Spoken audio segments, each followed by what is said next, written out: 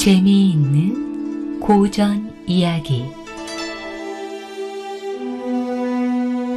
여러분 안녕하세요. 오늘의 이야기는 개로 태어나 다시 가족 곁에 선 어머니, 그 슬프고도 따뜻한 환생 이야기를 들려드리겠습니다. 개를 업고 다니는 남자. 지나가던 나그네 두 사람이 말을 주고받고 있었다. 이 사람아, 여기가 어딘지 알겠어? 경북 월성구 내남면 이조리 마을이지 뭐야.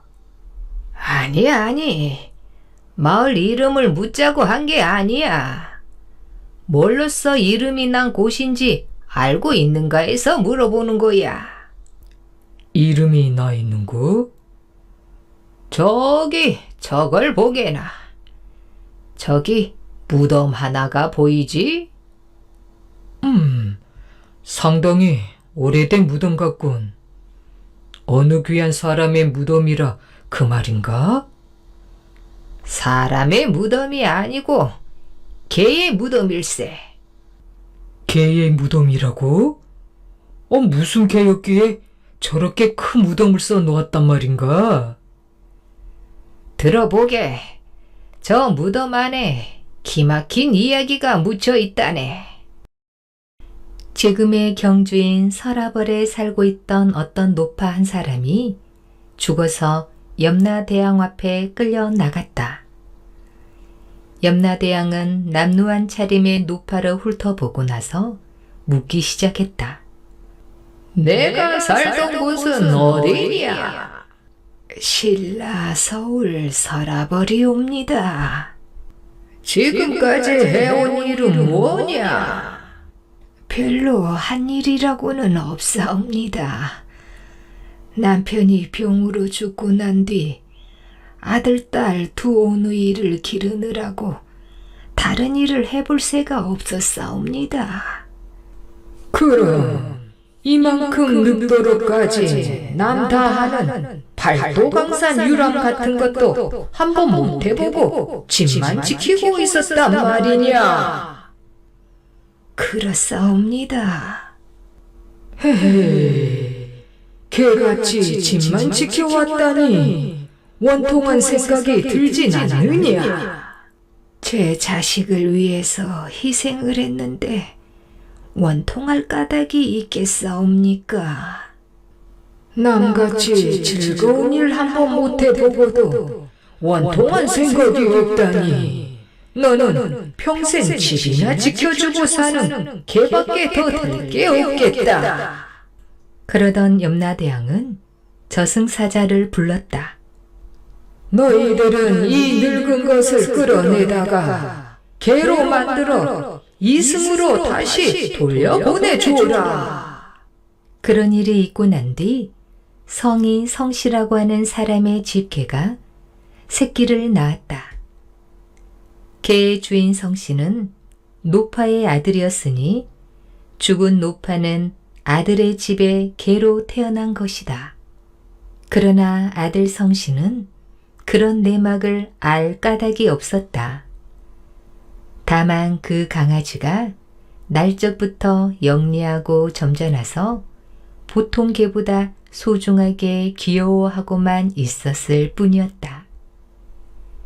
강아지는 자라는 것도 보통 강아지와는 달라 얼마 안 가서 개가 되었고, 큰 개가 되어서는 미추름하게 인물이 잘 생겼을 뿐 아니라 하는 일 모두가 짐승 같지 않게 신통해서 집안 식구들은 모두 그 개를 영물이라 불렀을 정도였다. 주인 식구들을 보면 누구에게나 꼬리를 살살 흔들면서 반가워했지만 낯선 사람이나 조금 의심스럽다 싶은 사람이 오기만 하면 마구 지저대고 덤벼들 것 같이 해서 도적들은 감히 들어갈 생각조차 못했다. 개는 속으로 이런 생각을 하고 있었다.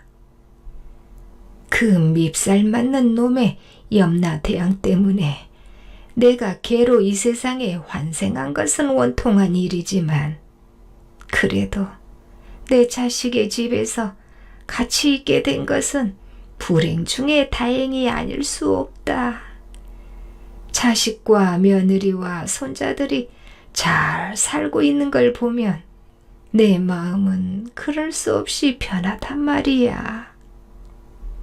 큰 손녀딸은 제 너머 용수골로 시집을 가서 살고 있고 그 아래 아들 둘은 모두 서당에 가서 글공부를 하고 있고 아들인 서생원 부부는 농사를 지으면서 궁색한 것 없이 그날 그날을 잘 지내고 있는 터였다. 그러나 자식에 대한 부모의 마음은 태산같이 높고 바다같이 깊은 것이어서 어머니인 걔는 어떻게 하면 자식들을 도와줄까 자나 깨나 그 생각뿐이었다. 그래서 바람에 빨래 가지가 마당에라도 떨어져 있으면 걔는 입으로 그것을 물어다 바르게 마루 위에 가져다 놓아두고 닭들이 방앗간 같은 데라도 들어가서 똥이라도 싸고 집을 더럽혀 놓을 성싶으면 당장 짖어대면서 닭들을 집 밖으로 쫓아내는 것이었다. 그러던 어느 날 걔에게는 기가 막힐 불행한 날이 찾아왔다. 불같은 떼약볕이 퍼붓고 있는 한여름의 더운 날이었다. 들판에서 돌아와 우물물에 세수를 하고 난 서생원은 아내를 보고 이런 말을 했다. 여보, 내일이 중복날이 아니오. 남들은 모두 개를 잡아 복다림을 한다고 야단들인데 우리도 집에서 기르는 저 개를 잡아먹으면 어떻겠소?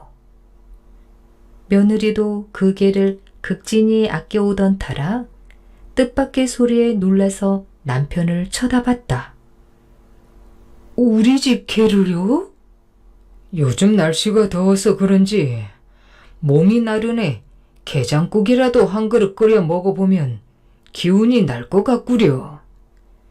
집에서 기를 개는 작은 강아지라도 한 마리 대신 사서 기르면 되지 않겠소?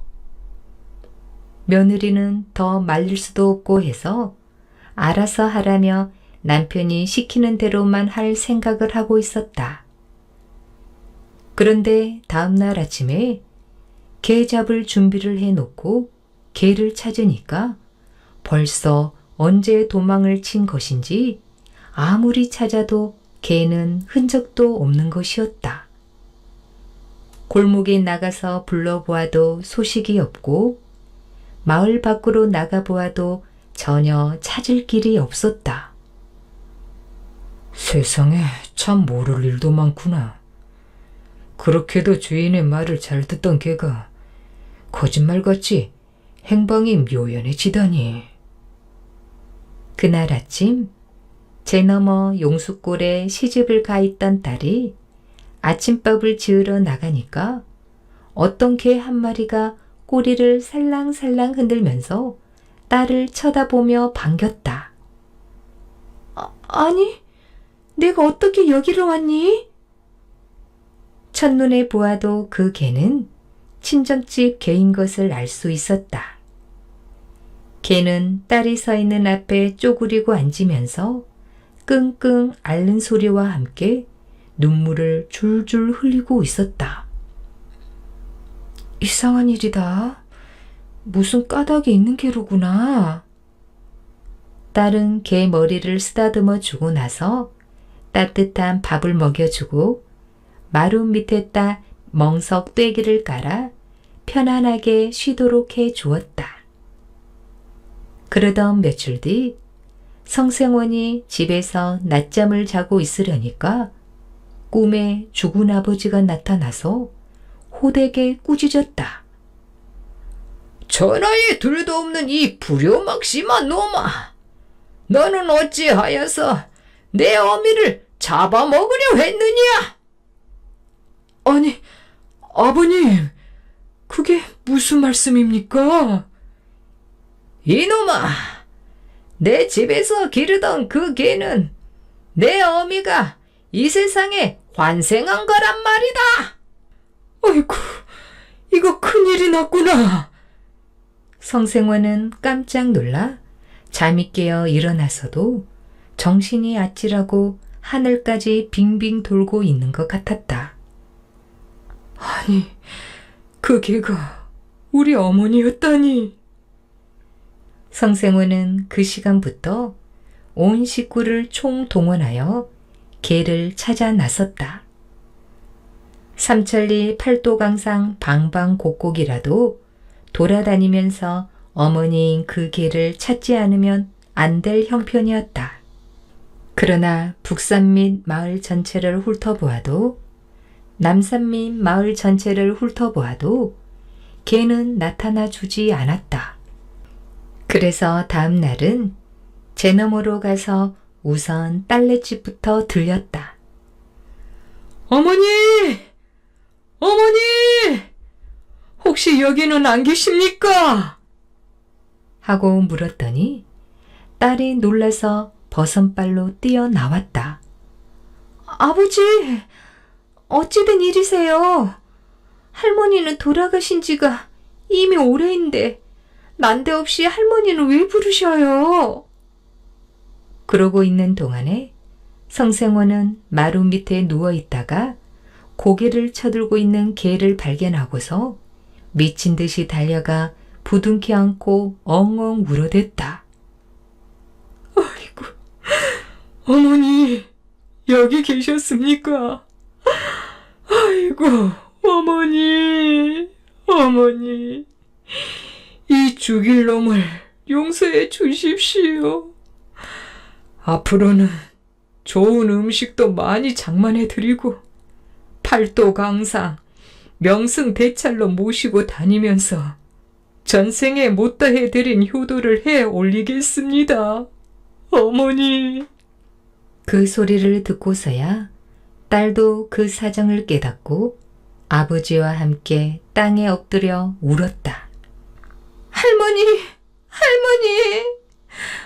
그런 줄을 진작 알았더라면 더 맛난 음식을 해 올리고 집도 더 푹신한 집으로 모시어 드렸을 것을. 이 철없는 손녀년이 어리석고 못나서 죽을 죄를 지었습니다. 앞으로는 정성을 다해 모시겠사오니 부디 노여움을 풀어주셔요. 그날로 개를 얻고 집으로 돌아온 성생호는 새로 좋은 개집을 마련해 모시고 고기를 사다가 푸짐하게 바쳤다. 어머니, 배가 덜 차십니까? 고기를 더 삶아 드릴까요? 개는 고기를 설레설레 내저었다. 먹는 것만 해도 충분하다는 뜻이었다. 어머니, 새로 만든 이 집이 불편한 데는 없으십니까? 개는 또 고개를 설레설레 내저었다. 이 집만 해도 더할 수 없이 편안하다는 뜻이었다. 다음 날부터 성생호는 집안일을 부인에게 다 맡겨놓고서 개를 얻고 팔도 강산의 유람길에 올랐다. 그래서 좋다는 절가는 다 찾아가 보고 좋다는 명승지는 다 찾아가 구경을 시켜 드렸다. 가다가 목이 마를 듯하면 물을 먹여 드리고 배가 고플 듯하면 주막에 들려 밥을 사서 자기보다 먼저 드렸다. 개를 업고 다닌다 하여 가는 곳마다 사람들이 몰려와 구경을 하면서 짓거려 댔지만 성생호는 그런 것도 부끄럽지가 않았다. 팔도 유람을 다 마치고 고향길이 멀지 않은 월성 이조리 고갯길을 넘어서자 등에 엎여있던 개가 끙끙끙 소리를 했다. 성생호는 그것이 잠시 쉬어가자는 말인 줄 알고서 개를 땅에 내려놓았다. 종일 엎여 오시느라 어머니도 고단하시죠? 그렇지만 이제 조금만 더 가면 우리 집이 있는 서라벌에 닿을 겁니다. 그러고 나서 허리에 차고 있던 수건을 끌러 땀을 닦고 잔디 위에 들어 누웠더니 너무 피곤했던 끝이었는지 성생원은 잠이 들었다. 얼마 뒤에 눈을 떠보니 개가 온데간데 없었다. 아니, 어머니가 글쎄 어딜 가셨을까? 어머니! 어머니!